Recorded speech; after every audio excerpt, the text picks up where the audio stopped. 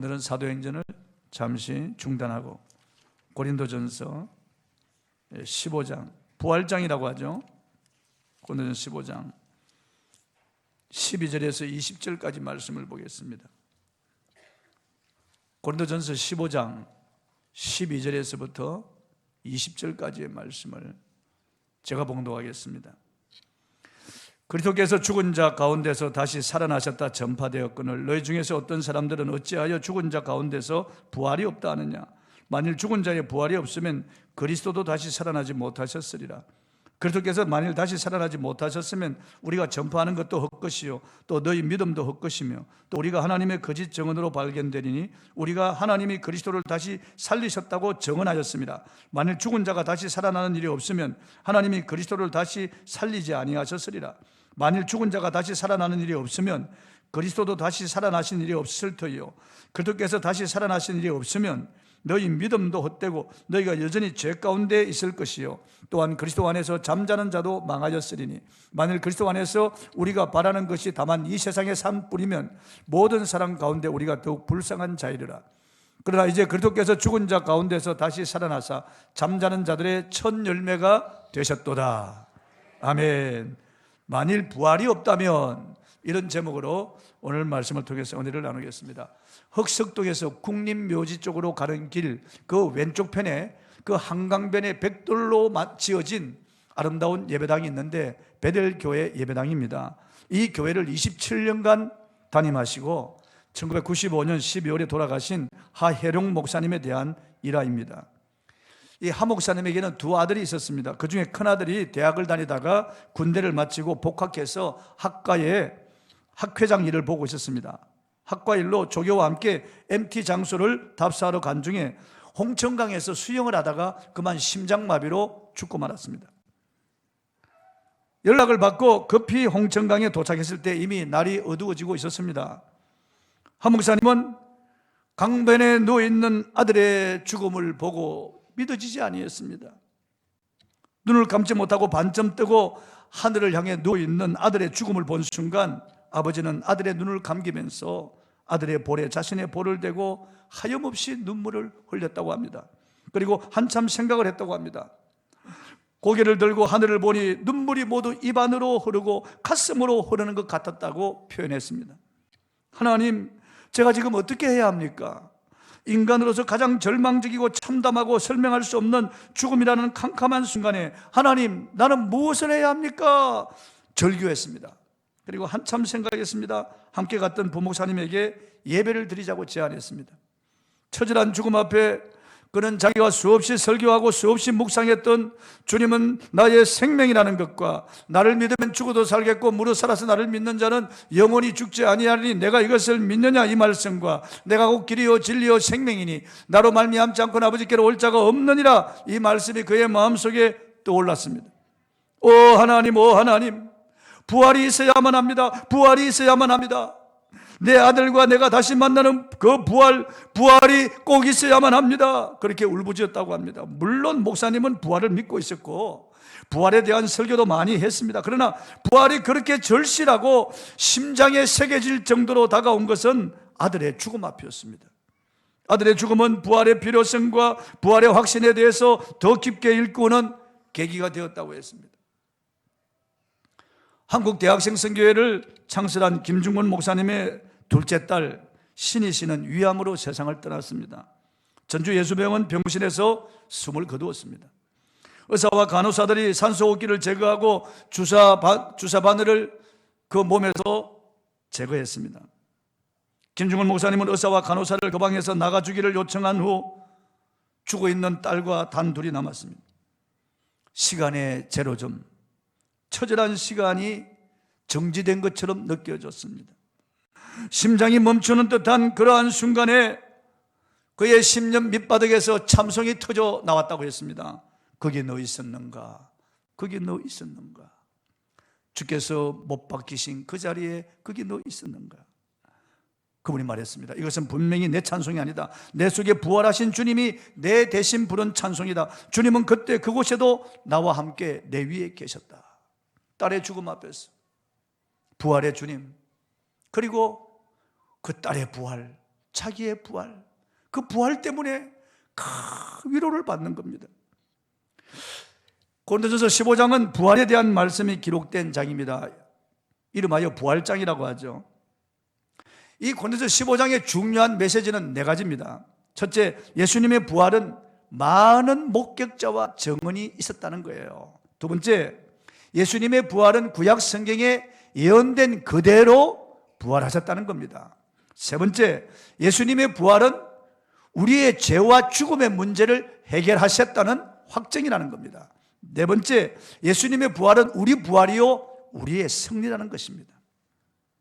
본문에 만일이라고 하는 말은 도저히 있을 수 없는 상황을 가상적으로 생각하거나 말할 때 쓰여지는 용어입니다. 그러니까 13절, 15절, 16절 말씀에 만일 죽은 자의 부활이 없으면, 이 말씀이 반복되고 있는 것은 죽은 자의 부활이 사실이고 너무나 확실하다고 하는 것을 반어법적으로 우리에게 설명하는 겁니다. 먼저 예수님의 부활은 많은 목격자와 증언이 있다는 겁니다. 예수님 십자가에 처절하게 못 박혀 죽으셨습니다. 백부장도 확인했습니다. 로마 군병들도 확인했습니다. 예수님의 모친 마리아와 막달라 마리아 여인들도 확인했습니다. 대제사장과 바리새인들이 확인했습니다. 십자가 앞에까지 따라간 사도 요한도 확인했습니다. 아리마대 사람 요셉과 니고데모도 확인하고 예수님의 시신을 수습했습니다. 그리고 세마포로 싸서 아리마대 사람 이 요셉, 이 부자의 무덤에 장사 지냈습니다. 그리고 그 입구를 돌로 팍 이렇게 굴려서 막았습니다. 유대인의 장례 풍습은 이제 부자들은 시신을 골수에 넣어서 살이 다 썩고 뼈가 남으면 그걸 유골을 수습해가지고 찧어가지고 그리고 땅속에 묻는 겁니다. 그러니까 시신이 다 이렇게 썩기 전까지는 무덤 속에, 굴속에 그대로 두는 거예요. 그리고 그 돌 입구에 로마 황제 도장이 찍힌 그것으로 임봉을 합니다. 그리고 로마 군병 두 사람이 그 무덤을 굳게 지키고 있었습니다. 이제 질식할 것 같던 정막이 흘렀습니다. 예수님을 따르던 사람들은 큰 슬픔과 절망감에 사로잡혔습니다. 끔찍한 금요일이 지났습니다. 토요일이 지났습니다. 이제 일요일 새벽이 왔습니다. 여인들이 예수님의 무덤을 찾았습니다. 그들은 자기들의 힘으로 돌을 굴릴 수 없다는 것을 잘 알고 있었습니다.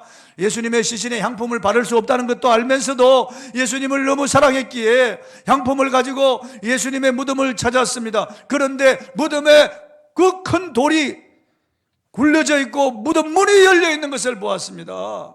그리고 무덤을 지키던 두 병사가 땅바닥에 쓰러져서 기절해서 부들부들 떨고 있는 것을 보았습니다. 그런데 그 돌 위에 흰옷을 입은 천사가 빛나는 모습으로 서 있는 것을 보았습니다. 어찌하여 산 자를 죽은 자 가운데서 찾느냐? 그는 여기 계시지 않고 살아나셨느니라.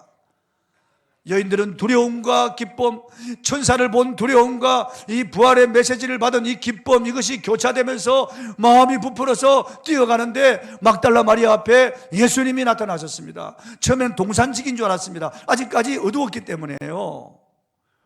그런데 내 주를 어디 두었는지 알려주십시오라고 할 때 마리아야. 그런데 예수님의 음성인 거예요. 그래서 라보니여 하고 예수님을 끌어안으려고 하니까 나를 만지지 말라. 내가 아직 내 아버지 너희 아버지께 올라가지 아니하였느니라. 가서 이 사실을 제자들에게 전하라고 한 겁니다. 그래서 막달라 마리아도 달려갔습니다. 제자들에게 이 사실을 알렸어요. 제자들은 믿기지 않는다는 듯이 허탄한 표정을 지었다가 베드로와 요한이 나와서 달려갑니다. 무덤을 향하여. 그래서 구불에서 들어가 보니까 예수님의 시신은 보이지 않고 예수님의 시신을 쌌던 새 마포가 이렇게 놓여 있고 그게 머리를 쌌던 두근이 머리맡에 놓여 있는 것을 보았습니다. 예수님이 부활하신 것입니다. 그날 예수님 많은 사람에게 나타났습니다. 엠마오로 내려가던 두 제자에게 그날 저녁에 나타나셨습니다. 그리고 그 제자가 예수님의 부활을 목격하고 예루살렘으로 달려와서 문을 박차고 열고 제자들에게 예수님 부활하셨다, 우리가 만났다고 외치자 그 가운데 예수님이 호련히 서신 거예요. 그리고 너희에게 평강이 있을지어다. 사람들은 다 유령인 줄 알고 무서워하는데 나는 유령이 아니고, 유령은 살과 뼈가 없지만 나는 너희 보는 바와 같이 살과 뼈가 있느니라. 애들아 너희 가운데 뭐 먹을 것이 있느냐? 그러니까 구운 생선 한 토막을 드리니까 그걸 그들 앞에서 잡수셨어요. 예수님 참 유머스러운 분이에요. 그리고 여드레 후에 도마도 있는 가운데 예수님이 다시 나타나셨어요. 문이 닫혀 있는데.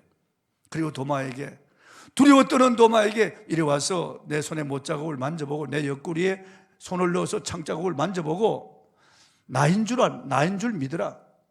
그래서 도마가 떨리는 손으로 예수님의 못자국을 만져보고 창자국을 만진 다음에 그 앞에 푹 꿇어 엎드려서 나의 주시며 나의 하나님이십니다 하고 경배합니다. 예수님께서는 너는 나를 본고로 믿느냐? 보지 않고 믿는 자가 복되다고 하셨습니다. 예수님은 그 후에 디베라 바닷가의 7 제자에게 나타나셨습니다. 배 오른편에 그물을 던지라. 153마리의 물고기를 잡고 올라와 보니까 예수님이 숯불에 떡과 생선을 구워놓고 자 시장 안에 먹으라고 조반을 지어놓고 그들에게 먹이는 거예요. 그리고 바로 그 산에서 또 만났습니다. 그리고 일시에 500여 형제들에게 나타난 적도 있습니다. 그리고 감난산에서 성천하면서 제자들과 여인들 앞에 예수님이 보이시고 마지막 분부하시고 올라가시는 거예요. 그리고 예수님을 반대하던 이 사울이라고 하는 젊은이에게 나타나셨어요. 그리고 맨 나중에 야고보에게도 나타나셨어요. 예수님은 성경에 기록된 것만 11번 나타나셨어요.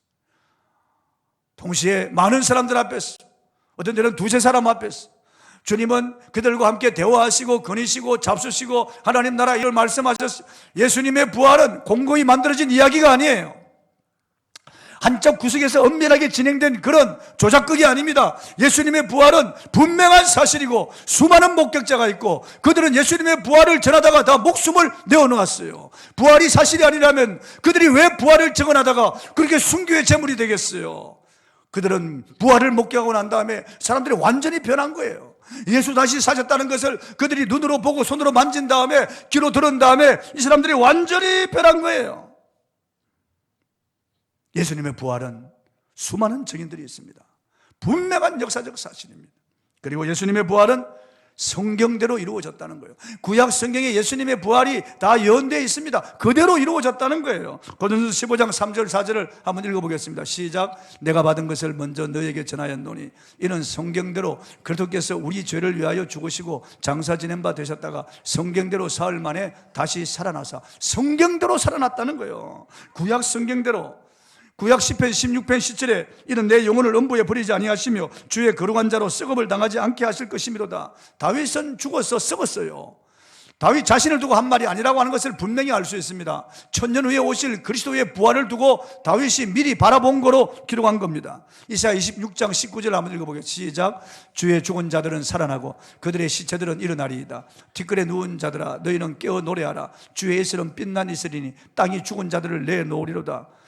예수님 오기 700년 전에 이사야는 성도들의 부활을 이렇게 기록한 거예요. 예수님의 부활 때문에 성도들의 부활이 있는 거예요. 이 구약에 다 기록된 거예요. 주님은 요나가 밤낮 사흘 물고기 뱃속에 있었던 같이 인자도 밤낮 사흘 땅속에 있어야 할 것이라고 말씀하시고 그 다음 예수님이 부활하실 것을 거듭 말씀하셨어요. 인자가 예루살렘에 올라가서 대제사장과 서기관들에게 잡혀 능욕을 당하고 십자가에 못 박혀 죽임을 당할 것이다. 그러나 제3일에 살아나야 할 것이다 가르쳤어요. 부활하신 그 아침에 무덤에 있던 천사가 여인들에게 말했습니다. 마태복음 28장 6절을 읽어보겠습니다. 시작. 그가 여기 계시지 않고 그가 말씀하시던 대로 살아나셨느니라. 와서 그가 누우셨던 것을 보라. 그가 말씀하신 대로 살아난 거예요. 구약에 예언한 대로 살아났고 그분이 말씀하신 대로 살아났다는 거예요. 또 예수님의 부활은 우리 죄와 죽음의 문제를 해결했다는 확정이라는 겁니다. 확정. 본문 17절 18절을 읽어보겠습니다. 시작. 그리스도께서 다시 살아나신 일이 없으면 너희 믿음도 헛되고 너희가 여전히 죄 가운데 있을 것이요 또한 그리스도 안에서 잠자는 자도 망하였으리니 그랬습니다. 예수님이 십자가에 죽어버리고 살지 못했다면 그분이 참 하나님이라는 것을 우리가 어떻게 믿을 수 있겠어요? 아무리 그분이 십자가에 흘린 그 피가 우리의 죄를 씻는 능력이라는 것을 우리가 어떻게 알 수 있겠어요? 예수님이 십자가에서 속건 제물이 되어서 죽으시고 거기서 예수님의 십자가의 죽음으로 우리 죄 용서받고 우리가 다시 새 생명 얻었다고 하는 것 어떻게 믿을 수 있나요? 믿을 수 없는 거예요. 예수님이 죽어버리고 그만 이었다면은 예수님은 하나님도 아니고 예수님의 십자가는 우리의 죄를 속하는 십자가도 아니라는 겁니다. 죄는 우리 인간에게 죽음을 가져온 원흉입니다. 죄가 쏘기 때문에 우리가 죽는 거예요. 현대 많은 사람이 죄의식과 죄책감에 시달리기 때문에 정신적인 고통을 겪습니다. 미투 운동이 막 일어나면서 대학 교수 2사람이 그게 지목당하자 자살했습니다. 죄책감 때문에 너무 부끄러워서 살 수가 없었던 겁니다. 자살해버리고 말한 겁니다. 죄는 우리에게 정신분열증 그리고 정신 이상을 일으키거나 개인과 가정과 사회를 파탄내게 합니다. 죄는 우리에게 영적인 죽음과 육체적인 죽음과 영원한 죽음을 가져옵니다. 죽음은 우리의 모든 것을 다 빼앗아갑니다. 다 날아가는 거예요. 아무리 영웅혹을 절세 미인이라도 황후 장상이라도 죽음 앞에 다 한 줌의 흙이 되어버리고 마는 겁니다. 아무리 고대광실 그런 큰 집에 살아도 벤츠 같은 좋은 차를 타고 다니도 죽음 앞에 아무것도 아닌 거예요. 이 땅에서 그 이름을 내고 대통령 제왕이 되어도 죽음 앞에는 다 물거품 같은 거 아무것도 아닌 거예요. 이 죄가 우리 인간에게 저주를 가져왔고 죄가 죽음을 가져왔고 죄가 멸망을 가져온 거예요. 죄 문제가 해결되지 아니하면 우리는 이 지옥에서 벗어날 길이 없는 거예요. 이 저주에서 벗어날 수가 없는 거예요. 그런데 예수님이 죽으시고 무덤에서 다시 살아나셨습니다. 할렐루야. 죽음을 죽여버리시고 다시 살아나신 거예요. 죄 없는 예수님이 우리 대신 십자가에 피 흘려 우리 죄를 속죄하시고 무덤에 장사 지낸 바 되었다가 사흘 만에 죽음을 죽이시고 죽음 사망 권세를 철폐하시고 다시 살아나신 거예요. 또한 그리스도 안에서 잠자는 자들도 망하였으리라. 예수님이 다시 살지 못했으면 그리스도 안에 죽는 자들도 망했다는 거예요. 예수님은 나를 믿지 아니하면 죄 가운데 죽는다고 계속 말씀하셨어요. 죄 때문에 우리에게 이런 저주와 이런 불행과 죽음이 온 거예요. 이 죄는 우리 인류의 영원한 적이에요. 이 죄가 우리에게 왕노릇하고 있지 않습니까? 이 죄 어찌하면 좋습니까? 이 죄 말이에요. 그런데 예수님이 십자가에서 피 흘려 우리의 죄를 다 속하고 죄 문제를 해결하셨다는 것이 부활로 증명된 겁니다. 할렐루야. 그러므로 예수님의 부활은 필연적인 겁니다. 부활만이 죄와 저주를 다 제거해 주는 거예요. 하나님과 죄인 사이에 막힌 죄의 장벽을 무너뜨렸다는 것을 부활로 증명하신 거예요. 예수님이 창조주 하나님이시요 그분이 참 하나님이요 참 사람이라는 것이 부활로 증명된 거예요. 그분의 말씀은 진리라는 것이 부활로 증명된 거예요. 십자가가 능력이라는 것이 부활로 증명된 거예요. 그리고 예수님의 부활은 우리 부활이요 우리의 승리라는 것입니다. 본문 13절 읽어보겠습니다. 시작. 만일 죽은 자의 부활이 없으면 그리스도도 다시 살아나지 못하셨으리라. 죽은 자의 부활이 없으면 우리가 부활이 없다면 예수님 무엇 때문에 부활하겠습니까? 왜 십자가를 지시고 왜 부활하겠습니까? 우리 부활 때문에 예수님이 부활하셨다는 거예요. 본문 15절을 읽어보겠습니다. 시작. 또 우리가 하나님의 거짓 증언으로 발견되리니 우리가 하나님이 그리스도를 다시 살리셨다고 증언하였습니다. 만일 죽은 자가 다시 살아나는 일이 없으면 하나님이 그리스도를 다시 살리지 아니하셨으리라. 여러분, 우리 부활이 없다면, 우리가 죽은 다음에 다시 부활하지 못한다면 하나님이 예수님을 다시 살리지 아니하셨을 거라는 거예요. 세상을 창조하기 전부터 성부, 성자, 성령이 계획하고 작정했어요. 아담 하와를 만들기 전부터 하나님의 최종 목표는 부활이에요. 부활을 두고 하나님이 인류 경영을 이루어 오신 거예요. 최고의 열매예요. 천사도 부러워하는 것이 부활이에요, 여러분. 하나님의 아들과 같은 몸을 입는 거예요. 영광스러운 몸을 입는 거예요. 부활의 몸은 장애가 없어요. 티눈이나 주름 잡힌 것이 없어요. 주근깨가 없어요, 여러분. 점이 없어요. 부활의 몸은 그런 게 없어요.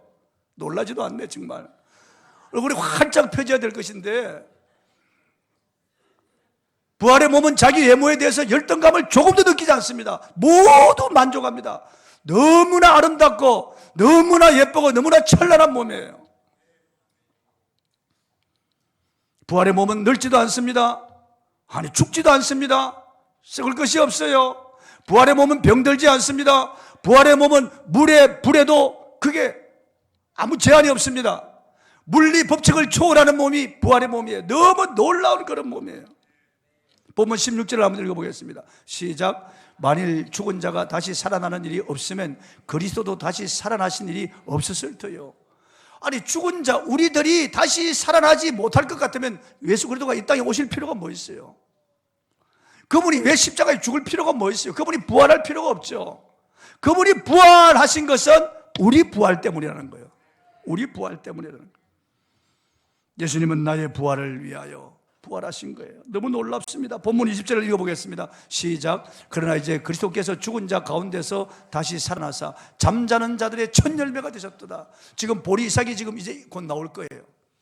그럼 보리 이삭 하나가 나오면 그 밭에 있는 모든 보리가 다 열매가 맺힌다는 것을 알 수 있어요. 예수님이 부활의 첫 열매예요.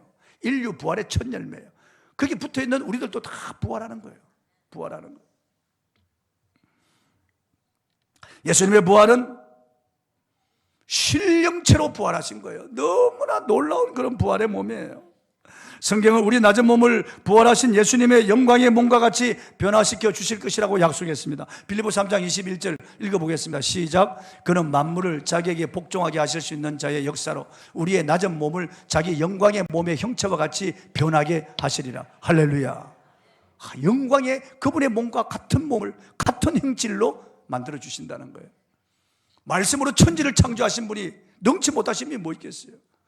말씀으로 우주 만물을 창조하신 분인데요, 그분께서 우리가 죽은 다음에 흙이 되든지 아니면 가루가 되든지 아니면 물고기 밥이 되든지 공중에서 분해되어 버리든지 원소가 남아있을 겁니다. 그 원소 가지고 만들든지 아니면 무에서 우리의 부활의 몸을 창조하든지 그건 알 수 없지만은 좌우지간 예수님이 부활 이 땅에 재림하실 때 그리스도 안에서 죽은 자들이 먼저 부활합니다.